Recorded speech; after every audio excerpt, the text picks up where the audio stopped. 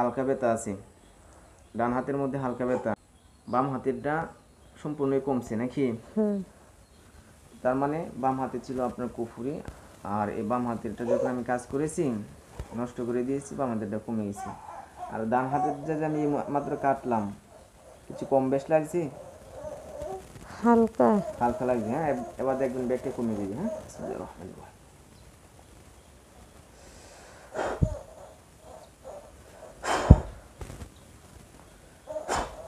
এবার লাড়া দেন, দেখেন কমে যাবে, ব্যাগটা কমে গেছে।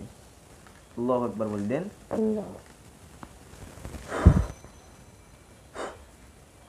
কমছে?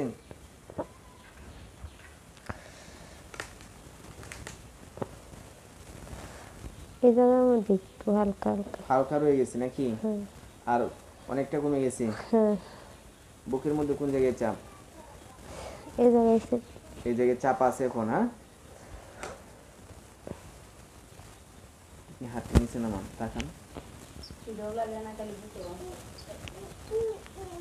সুইটার মধ্যে যতক্ষণ লাগছে বুকের চাপটা এইমাত্র কমে যাবে। হ্যাঁ, এগুলো আমি ক্ষয়ক্ষতি নষ্ট করতেছি। এতক্ষণ যে কোরআনে আয়াতগুলো পড়েছি, এই পড়ার কারণে যে জায়গার মধ্যে ব্যথা বেড়ে গেছে, আমার এখানে যখন আসছিলেন তখনও তো ব্যথা ছিল, তাই না? কিন্তু এখানে যখন আমি কোরআনে আয়াতগুলো পড়ছি, প্রচণ্ড আরো বেড়ে গেছে না? বেড়ে যাওয়ার অর্থ হয়েছে যে জায়গার মধ্যে কুফুরি জাদুটা প্রক্রিয়া পড়েছে, এই জায়গাগুলোর মধ্যে ব্যথা বেড়ে গেছে। আপনার দুই হাত থেকে উদ্দেশ্য করে কুফুরি জাদু করা হয়েছে। কি কুফুরি জাদু? বুকের মধ্যে চাপ আছে না, বুকের মধ্যে উদ্দেশ্য করেও এই জাদু করা হয়েছে। এই জন্য বুকের মধ্যে চাপ বা একটা ব্যথা বা একটা গায়ে গায়ে মারে, তাই না? আর পিঠের মধ্যেও আপনার চাপ আছে না, ব্যথা একটু শুয়ের মতো একটু মানে গায়ে গায়ে লাগে, এরকম গায়ে গায়ে লাগে। তো এটাকেও কেন্দ্র করে ওই পিঠের মধ্যে কুফুরি করা আছে, এই জন্য এরকম লাগে। তো এখন যেগুলো আছে পায়ের মধ্যে আছে, পায়ে না, পায়ে নাই। আমি বুকেরটা এখন কেটে দিতেছি, বুকের চাপ সব কমে যাবে ইনশাল্লাহ এখন।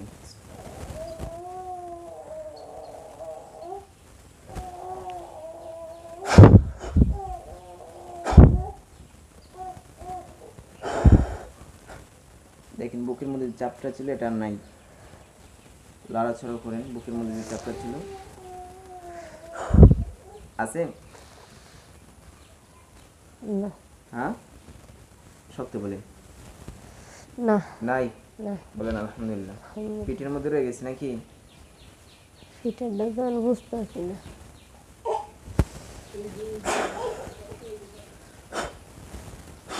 আচ্ছা, শরীরে তো অনেক ব্যথা ছিল, এখন কোন জায়গায় কোন জায়গায় ব্যথা আছে? আমি এগুলো কাটাছড়া করে করার পরে এরপরে ব্যথা রয়ে গেছে কোন জায়গায়? হাতের মধ্যে হয়ে গেছে, এই হাতের মধ্যে? হ্যাঁ। আর কোন জায়গায়?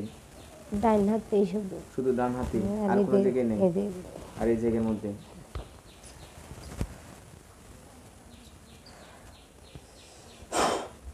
দেখেন তো এখন ব্যথাটা একবারে কমে গেছে কিনা। এটা হালকা লাগে, ব্যথা হালকা লাগে, কিন্তু আগের মতো না তো? না। আচ্ছা, একটু পুফুরি করা হলে একটু প্রক্রিয়া থাকে, লগলে কাটটিলা ধ্বংস হয় না, বুঝতে পারছেন? তো অনেকগুলো কুফুরি যেগুলো প্রক্রিয়া পড়ে যায়, এগুলো একটু কিছুদিন বা 24 ঘন্টা একটা কুফুরি করলে পরবর্তী সময়টা কাটলে এর প্রক্রিয়া 24 ঘন্টা পর্যন্ত থাকে। 24 ঘন্টার পর থেকে একবার স্বাভাবিক হয়ে যায়।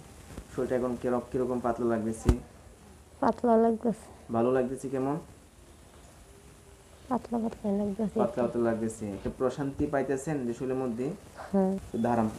দাঁড়ায় দেখেন শরীরের মধ্যে কিরকম ভালো লাগতেছে, পাতলা পাতলা, এবং শরীরের মধ্যে অনেক ভালো লাগতেছে, আরাম লাগতেছে মাত্র এই মুহূর্তে। হ্যাঁ, একটু হাঁটাচলা করেন, ওই দিকে এদিকে আসেন। পায়ের এই জায়গাটা একটু বারবার লাগতেছে। পায়ের? হ্যাঁ। বসেন এখানে।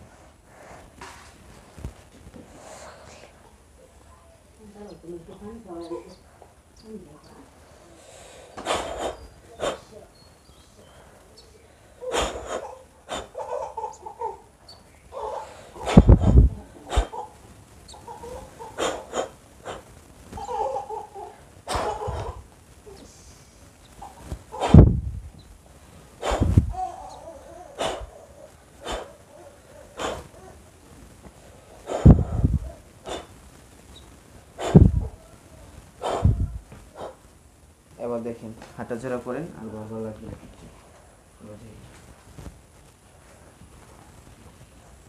লাগতেছে? না একটু কমছে। কমছে, হ্যাঁ? বসে নিন। নামাজ পড়েন 5 ওয়াক্ত? না এখন পড়ি না। হ্যাঁ, 5 ওয়াক্ত নামাজ পড়বেন, ঠিক আছে? জি। বিপদে পড়লে কাকে ডাকেন? আল্লাহ। আল্লাহকে। আল্লাহকে ডাকার মাধ্যম কি? নামাজ। নামাজের মাধ্যমে এবং ধৈর্যের মাধ্যমে, তাই না? জি। সবর অবলম্বন করতে হবে। আপনাকে যেটা করা হয়েছে পুফুরি করা হয়েছে। এখন ধৈর্য যদি ধরেন, আল্লাহকে দেখে অতি দ্রুত আপনি কি হয়ে যাবেন? সুস্থ হয়ে যাবেন। এই পৃথিবীতে ডাক্তার কবিরাজ যারা আছে তারা হয়েছে মাধ্যম। রূপ থেকে উদ্ধার করে কি? আল্লাহ। মা সব আমি মুসিবত নিলা বিজনিল্লাহ, যে আল্লাহর হুকুম অনুমোদন ছাড়া কোনো বালা মুসিবত আফত এগুলো আসে না। আর ঠিক তেমনইভাবে একটা মানুষকে সুস্থতা বলেন, বিপদ থেকে উদ্ধার করা বলেন, এবং যে কোনো কিছু থেকে মুক্তি পাওয়া বলেন, এটা করে কি? মাত্র আল্লাহ, হয়তো কোনো মাধ্যমের মাধ্যমে। তো ধরে নিন আমি আপনার জন্য মাধ্যম। আর এখন আপনার যে পন্থা অবলম্বন করতে হবে, পর্দা অনুযায়ী থাকতে হবে, সত্য কথা বলতে হবে, এবং 5 ওয়াক্ত নামাজ পড়তে হবে। সবসময় নিজেকে নিজেকে ঠিক আছে ভালোভাবে আল্লাহর প্রতি থাকার জন্য পন্থা অবলম্বন করতে হবে। বিন পুরুষের কাছে যাবেন না, হ্যাঁ? জি। নামাজ পড়বেন। কোরআনে আইছে যে ওমাইয়া শান যিকরি রহমান নুকাইদ লাহু শাইতানান ফাওয়ালাহু করিন। যে ব্যক্তি আল্লাহর স্মরণ থেকে গাফিল হয়ে যায়, আল্লাহ তার উপর শয়তান চাপিয়ে দেয়, তার উপর বিপদ চাপিয়ে দেয়, সে ক্ষতিগ্রস্ত হয়ে যায় এবং শয়তানও হয়ে যায় তার বন্ধু। তো সুতরাং নামাজ পড়ার চেষ্টা করবেন, পরজনে থাকবেন, বিভিন্ন দোয়া কালাম পড়বেন, তাহলে কেউ কিছু ক্ষতি করলেও আপনার ক্ষতি লাগবে না। বুঝতে পারছেন? জি। আপনি বাঁচতে চান না? জি। তো বাঁচতে চাইলে আমল করতে হবে, আর আমল এবং আল্লাহর প্রতি থাকতে হবে। এখন আপনার সূত্র আছে, আপনি জানেন এগুলো যেগুলো করা হয়েছে আপনাকে কুফরি করা হয়েছে, বিভিন্ন ভান মেরেছে, বিভিন্ন জাদুটনা করেছে। তো এগুলোর মাধ্যমে আপনি ক্ষতিগ্রস্ত। এখন ক্ষতি থেকে উদ্ধার হওয়ার জন্য ওষুধ যদি খান ডাক্তারের কাছ থেকে, ওষুধে কাজ করবে না।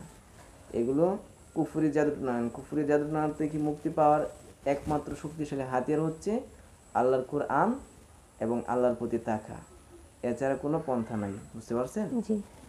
তো আজকে থেকে নামাজ পড়েন, পর্দা অনুযায়ী চলবেন, এবং আমি যে কিছু তদবিরগুলো দিব এই তদবির সুন্দর করে ব্যবহার করবেন, কেমন? জি। কোনো তাবিজ কবজ আছে শরীরে? না। তাবিজ কবজ রাখবেন না, ঠিক আছে? জি। ঘরে কোনো প্রাণী বা কোনো জীবজন্তু, কুকুর, এগুলো ছবি আছে, এগুলো থাকলে নিক্ষেপ করে ফেলাই দিবেন। মোবাইলের মধ্যে কোনো গান বাজনা এগুলো শুনবেন না, বা ওই ছবি সবাই এগুলো দেখবেন না, হ্যাঁ? জি। মন থাকবো তো? ইনশাল্লাহ আল্লাহর কাছে দোয়া করে আপনি অতি দ্রুত সুস্থ হয়ে যাবেন ইনশাল্লাহ।